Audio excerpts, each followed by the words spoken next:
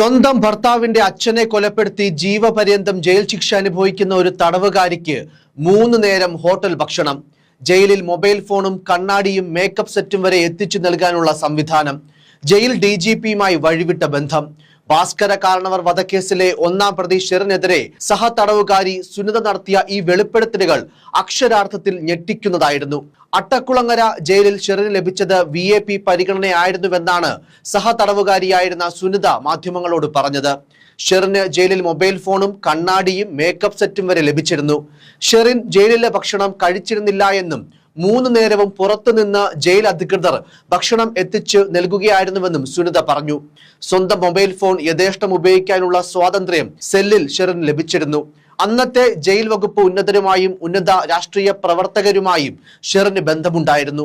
തടവുകാരുടെ വസ്ത്രത്തിന് പകരം വെള്ളത്തുണി പുറത്തുനിന്ന് എത്തിച്ച് സ്വന്തമായി തയ്ച്ചെടുത്ത വസ്ത്രമാണ് അവർ ധരിച്ചിരുന്നതെന്നും വെളിപ്പെടുത്തലുണ്ടായിരുന്നു.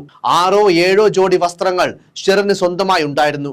വില കൂടിയ മേക്കപ്പ് സാധനങ്ങൾ സെല്ലിൽ എത്തിച്ചു കൊടുത്തിട്ടുണ്ട്.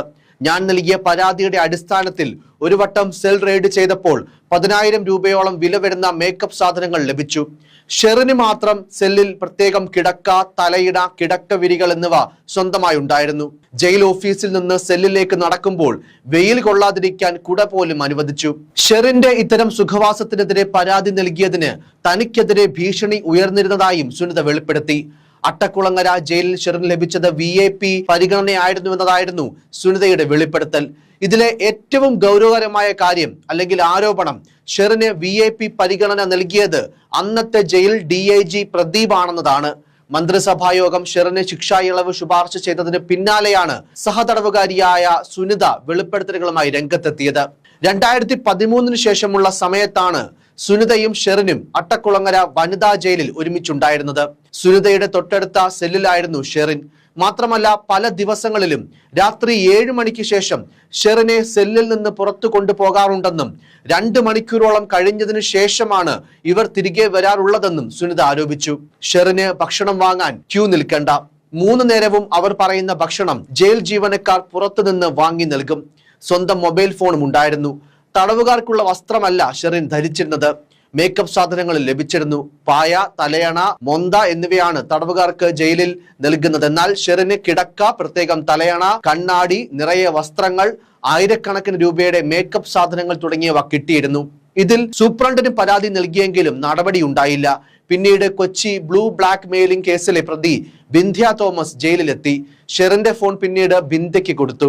ആ സമയത്ത് ഞാൻ ആ ഫോൺ പിടിച്ചു വാങ്ങി സൂപ്രണ്ടിന് പരാതി നൽകിയിട്ടും നടപടി ഉണ്ടായില്ല. പിന്നീട് ജയിലിലെ പരാതി പെട്ടിയിലും പരാതി എഴുതിയിട്ടു, അതിലും നടപടി ഉണ്ടായില്ല.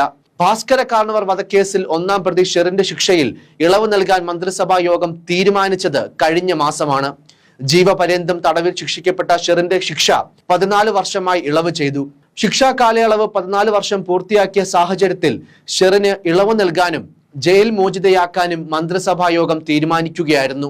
ഭാസ്കര കാരണവരെ മകന്റെ ഭാര്യയായ ഷെറിൻ 2009 നവംബറിലാണ് കൊലപ്പെടുത്തിയത്. ഷെറിന്റെ വഴിവിട്ട ബന്ധങ്ങളും പ്രണയങ്ങളും കാരണവർ അറിഞ്ഞതോടെയാണ് കൊലയ്ക്കുള്ള പദ്ധതി ഷെറിൻ തയ്യാറാക്കിയത്. അമേരിക്കയിൽ നിന്ന് നാട്ടിലെത്തിയ കാരണവരെ ഉറക്കത്തിനിടെ ശ്വാസം മുട്ടിച്ച് കൊലപ്പെടുത്തുകയായിരുന്നു. കേസിൽ ഷെറിന് പുറമെ ബാസിത്ത് അലി, നിധിൻ എന്ന ഉണ്ണി, ഷാനു റഷീദ് എന്നിവരെയും കോടതി ജീവപര്യന്തം തടവിന് ശിക്ഷിച്ചിരുന്നു. 2010 ജൂൺ 11-നാണ് കാരണവർ കൊലക്കേസിൽ വിധി വരുന്നത്. ജൂൺ 11-നാണ് മാവേലിക്കര അതിവേഗ കോടതി ശിക്ഷിച്ച് ഷെറിൻ പൂജപ്പുര സെൻട്രൽ ജയിലിലേക്ക് എത്തിയത്. തുടർന്ന് ഇവരെ നെയ്യാറ്റിൻകര വനിതാ ജയിലിലേക്ക് മാറ്റി. അവിടെ മൊബൈൽ ഫോൺ അനധികൃതമായി ഉപയോഗിച്ചെന്ന് കണ്ടെത്തിയതോടെ അച്ചടക്ക നടപടിയുടെ ഭാഗമായി 2015 മാർച്ചിൽ വിയൂർ സെൻട്രൽ ജയിലിലേക്ക് മാറ്റി. അവിടെ വെയിൽ കൊള്ളാതിരിക്കാൻ ഇവർക്ക് ജയിൽ ഡോക്ടർ കുട അനുവദിച്ചതും വലിയ വിവാദമായിരുന്നു. കൂടാതെ ജയിൽ ഉദ്യോഗസ്ഥരെ ഭീഷണിപ്പെടുത്തിയെന്ന പരാതിയും ഉയർന്നു.